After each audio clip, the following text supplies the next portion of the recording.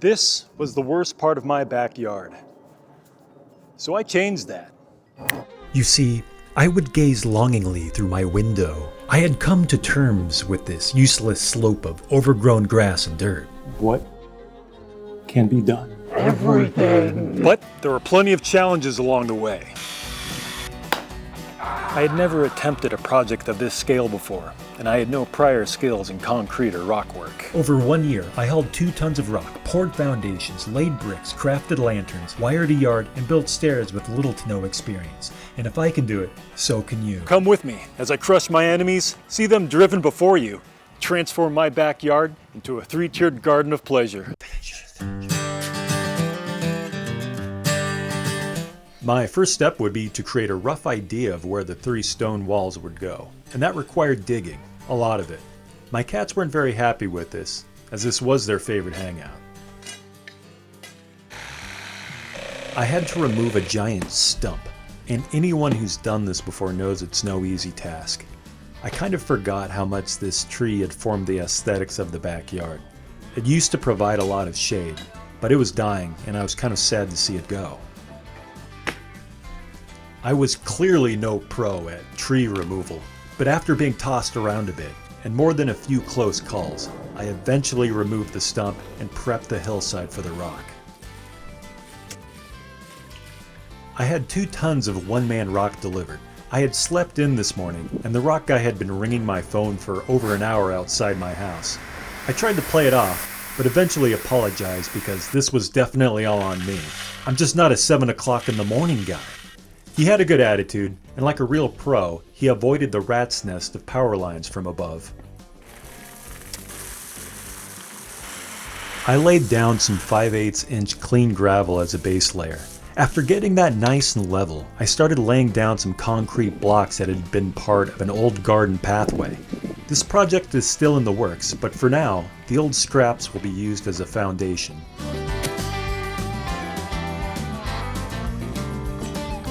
The first tier was prepped, and now it was time to start the long, arduous, grueling process of carrying heavy stones down a flight of stairs. Some of them could be thrown, some were way too big. I was going to lay the largest stones first, approximately 2 to 2.5 stones deep, and then build up from there.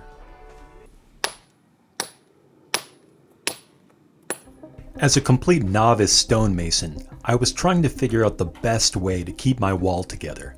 I watched a bunch of videos about the subject of dry stacking your rock walls. These old, weathered Scottish farmhands who construct perfect dry walls with no concrete that are perfectly straight, all done in a day. Pull together tightly. I had far less confidence in my dry stacking ability, and I didn't assume I would develop an innate talent for it. So I opted to bind my rocks together with mortar. This made a lot more work when it came to pouring sand, lime, water, and cement, mixing it all together, scraping it onto the rocks, and eventually pointing the walls. But it felt better knowing these walls weren't being held up solely by my dry stacking ability alone.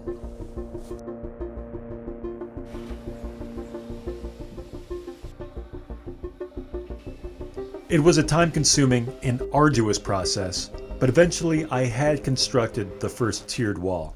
At this point, it still felt like I had no idea what I was doing. It hadn't fallen over though, so that was a win. I filled the backside of that first tier with some gravel and lined it with more mesh. Since I mortared the rocks together, I was concerned about hydrostatic pressure, something I had learned along the way. Basically, when it rains, which it does a lot here in the Pacific Northwest, that water could put a lot of weight against the wall and eventually crack and weaken it. To ease this, you need to make sure water can pass through and drain to the bottom. So pouring all of that gravel behind should help, in theory. And in no time, I had already completed the second tier. And by no time, I mean at least 2 weeks. The illusion of time is relative in video editing. The final boss of rock walls was next. This wall was at least 3 times the length of the first tier, and due to poor math, the wall was going to be much taller than the previous 2. I was hoping all the tiers would be the same height, so I'm not going to point fingers at Who might have forgotten to carry the one? But let's just say I didn't get through high school doing my own homework.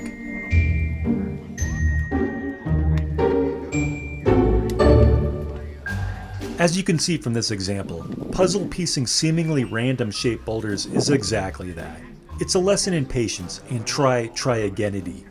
Sometimes you have the perfect rock to fit the perfect space, only for it to all fall apart, mocking your sense of spatial awareness. His was a tale of sorrow. In the hot sun, hauling rocks, your mind wanders.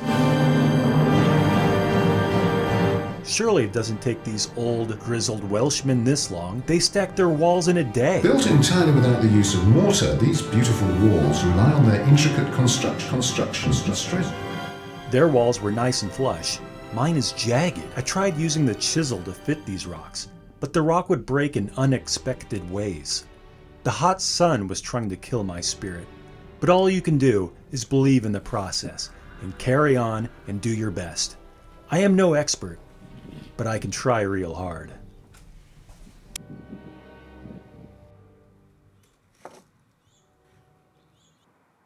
The summer was nearing an end, and my rock walls had been stacked. Though incomplete, I still needed to point the walls.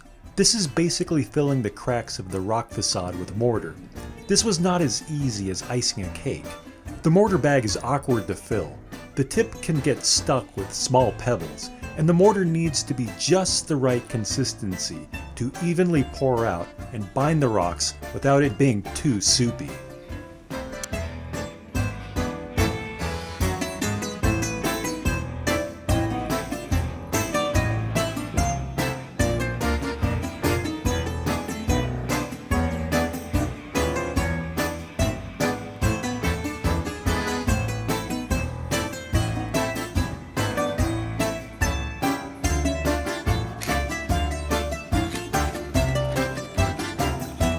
Next time, I'm going to be a little bit more diligent when cleaning off the mortar from the rock faces. I'll have to come back later and grind or pressure wash to get some of the mortar residue off. Also, shaping the mortar within the cracks will save you a ton of time when you come back later with your chisel and file.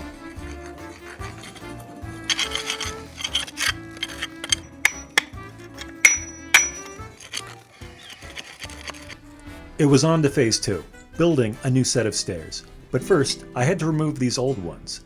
This was one of my first projects when moving here. These stairs are just some old pressure-treated lumber that I had found around the garage, anchored into the ground with some rebar. I did the job pretty well these past few years, and probably still had some time. But to complement a shiny new rock wall, I wanted a shiny new staircase.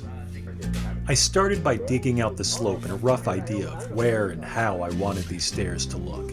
I had an idea for what the different rock wall tiers were going to be used for, but that ended up changing dramatically, but I'll get back to that later. For now, I planned on having the middle tier being more accessible.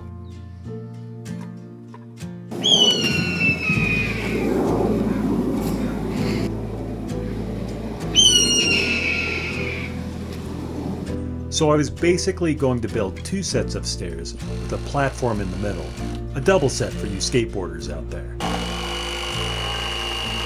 These stairs would be built on posts concreted into the ground.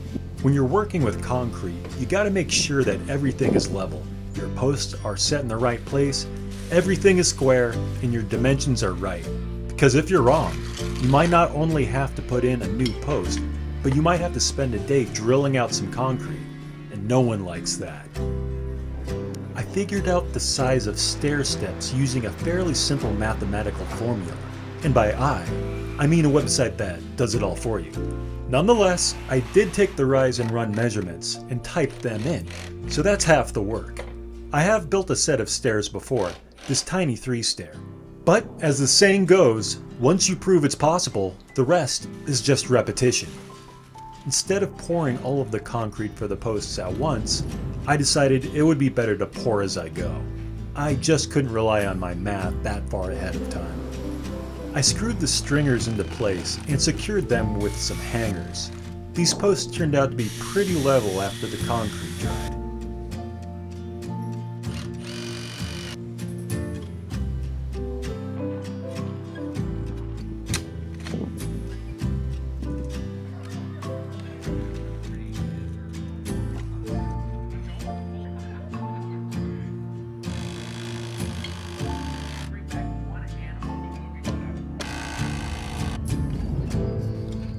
The main structure was all done. I just needed to cut and screw the decking. I decided to custom scribe each 2x6 to match the rock wall. I did this for a couple of reasons. Firstly, I thought it would look kind of cool. Secondly, I didn't want anyone's foot to accidentally fall in between a jagged rock gap. And thirdly, and most importantly, when I let my cats out for some free time, I really didn't want them to burrow behind the stairs and make it impossible to get them out. So, by scribing the pressure-treated decking and cedar planks on the stair rise, this would make it airtight, or at least impenetrable by cat.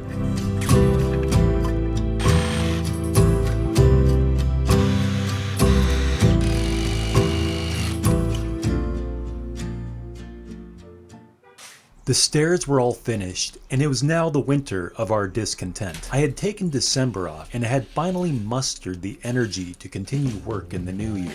I started by moving some dirt around, tamping things down, and getting everything level.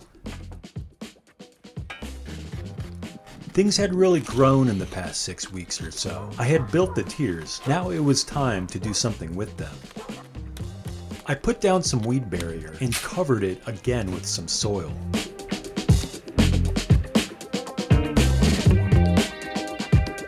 But here's where poor planning comes into play. As I alluded to earlier, the different tiers were going to be used for different reasons. Originally, the first tier was going to be a garden. The second tier was going to have flagstones leading to a table and chairs. Then the third and tallest tier was another garden space. I continued with this original plan for far too long, prepping the middle tier with gravel and the top tier with dirt. But as I did so, I realized I had gotten it all wrong. The top tier should have the table and walkway, and the middle tier should be another garden area. It only made sense. This allowed me to get a better view of both the mountain and the water. This was a frustrating blow, but I knew I had to fix it. So I dug out the extra dirt and swapped materials. A good way to burn some calories in freezing weather. Since I had already done so much prep work for a garden space, I was going to have to figure out an alternative to preparing the ground for a walkway.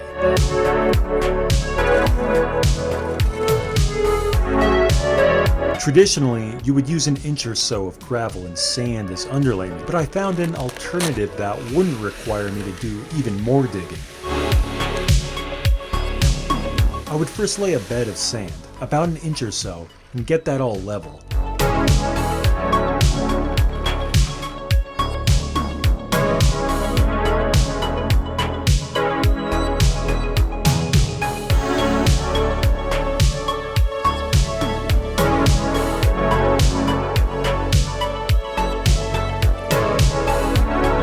Then I read about the styrofoam that's supposed to negate the need for gravel. I've read mixed reviews on this, and I'm really not sure about the idea of bearing styrofoam from an environmental perspective. Ultimately, my laziness had won this battle, and we shall see if I live to regret it.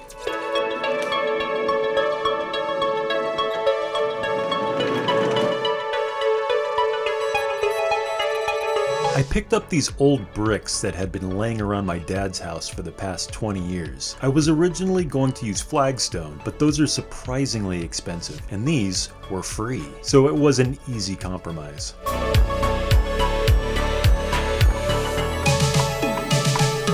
To keep these bricks straight and orderly, I hammered some stakes into the borders and then screwed some boards to make a makeshift perimeter. This would also serve as a form for the concrete later on.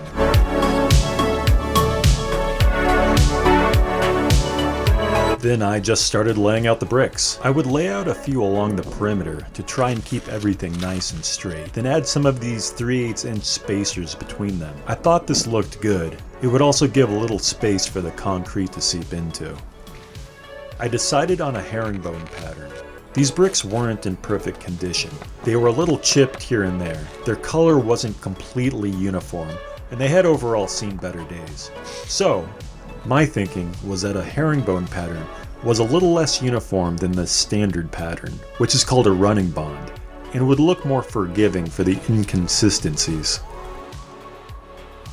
About 10% of the bricks needed to be cut in half. I never figured out a great way to do this consistently. I would score the brick and then use a chisel to break the piece, and that would chip. Then sometimes I would use a grinding wheel to make a clean cut, and that would still chip. It was not a ton of bricks that needed to be cut, but next time, if I had to do more, I probably would have pulled out the wet tile saw.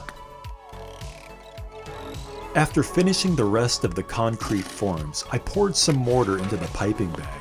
I didn't get too far with this before it started to rain, and I would have to come back to this later. The rain was a perfect excuse to continue this project indoors for the time being. I, not so secretly, didn't feel like working out in the freezing cold anyways. I would start on the construction of 2 outdoor lanterns. I had initially made some plans, but came to realize that those designs were way too simple, and I was trying to delay having to work outside in the freezing rain. So, I would improvise the design as I went along. I whittled some cedar down into these 1-inch square rectangles. I glued and nailed 2 picture frames, then assembled together, making a cedar cage.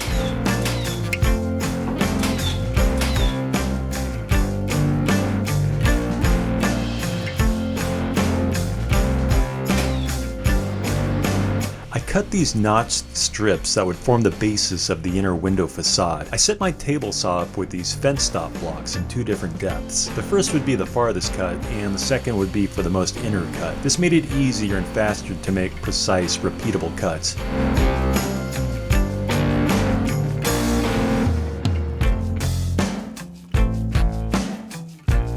I experimented with a few ways to bind these small pieces together. I was concerned about these slats splitting, but eventually decided to use glue and pin nails.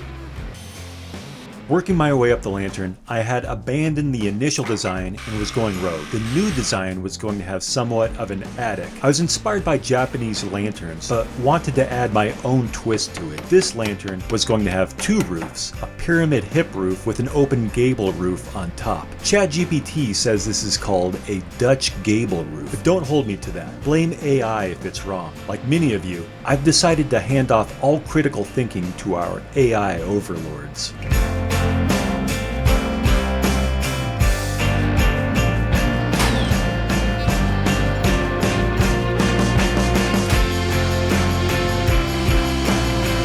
Working on these lanterns required many tiny little pieces. It reminded me of those school projects where you would build a 1/5 scale of Abraham Lincoln's cabin using popsicle sticks. Hopefully, this structure would last longer than a week on the kitchen table for your mom to admire before being discreetly thrown in the garbage.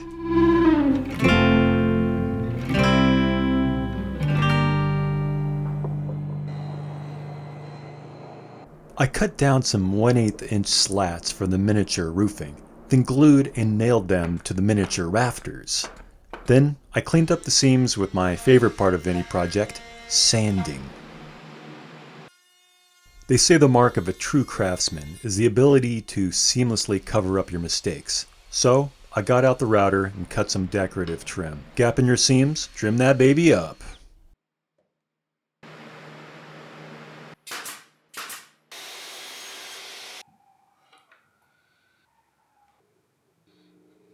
Alright, so I'm going to cut some glass panes for the windows here.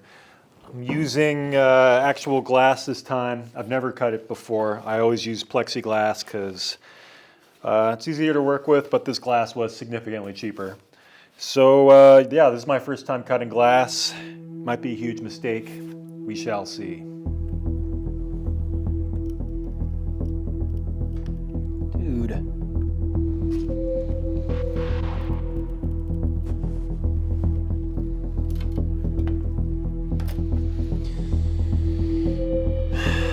Could have been better right here, but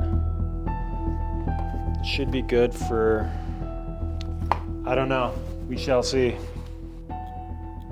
After some initial disappointments, I was able to cut out all of the panes. I think that's gonna work out all right.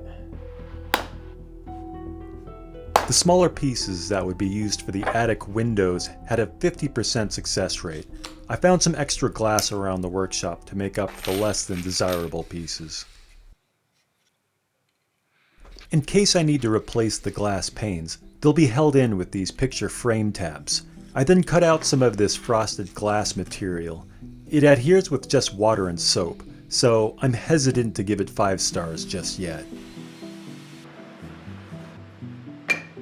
These series of notched planks would be the base for the lantern. Pretty much fancy trim to be the transition between the post and the lanterns it's sitting on.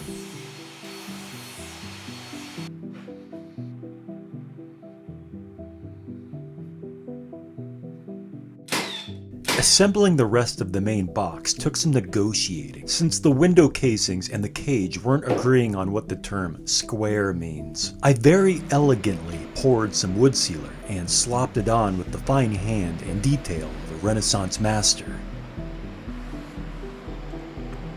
I then superglued the attic windows into place like a Renaissance master. Okay, the cedar lantern is just about done. The next step is to put it in the garden. And I will be putting on top of this pressure-treated 4x4 post. It's not super attractive, so I'm going to make a decorative casing for it. And I've cut up some of these cedar strips here. It's going to be like so. And then I'm going to make a different box just for the light itself. So that'll make it somewhat modular. There'll be the post, there'll be the intermediary box just for the lighting, and then the lantern will go on top of that. That'll just make it a little bit easier in case I wanted to move some things around, or if I ever wanted to put a different lantern here. It just gives a bit more flexibility. But first, I need to cut a channel in order to run the wire through. I placed the 12-2 outdoor rated wire to the pressure treated post and then made a bunch of cuts on the table saw to make that channel.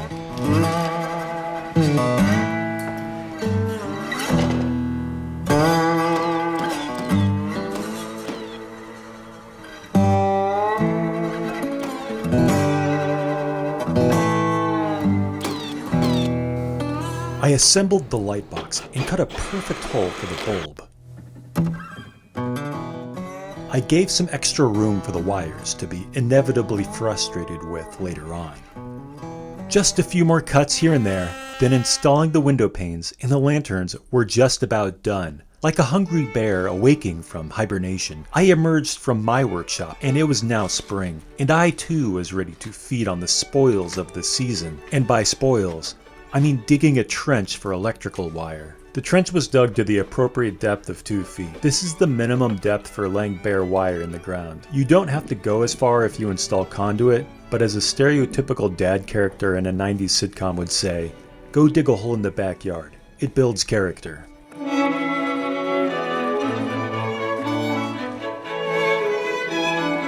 Starting in the garage, I fed some wire through to the first lantern. If I were to do this again, I would have planned for this before finishing the rock wall, as this required a ton of awkward positions to pull the wire under. I should start doing yoga.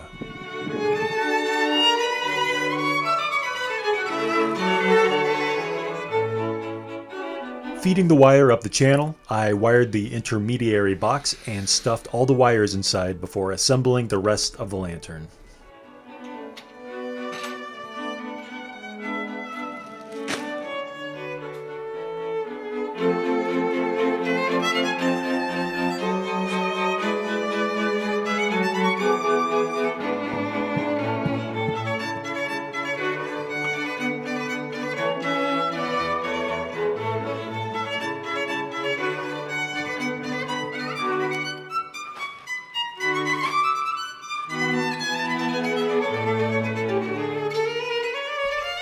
It was finally time to make this rock wall look good. Planting the shrubs and flowers really went a long way to make everything come together. It was also getting nice enough to finish up the brick pathway. I poured the concrete around the perimeter and cleaned up the bricks from any concrete residue.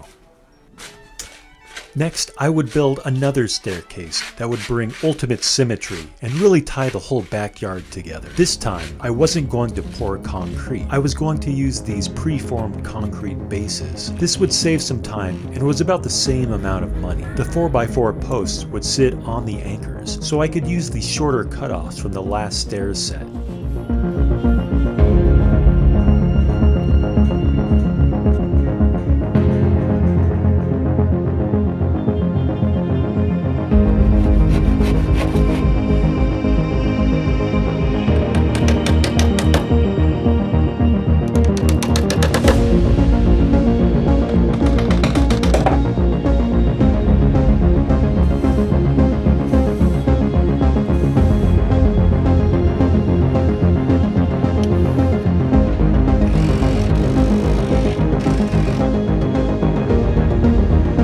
project was finally coming to an end. I scribed the last few stairs, then had to shorten the garden door to make up for the top platform.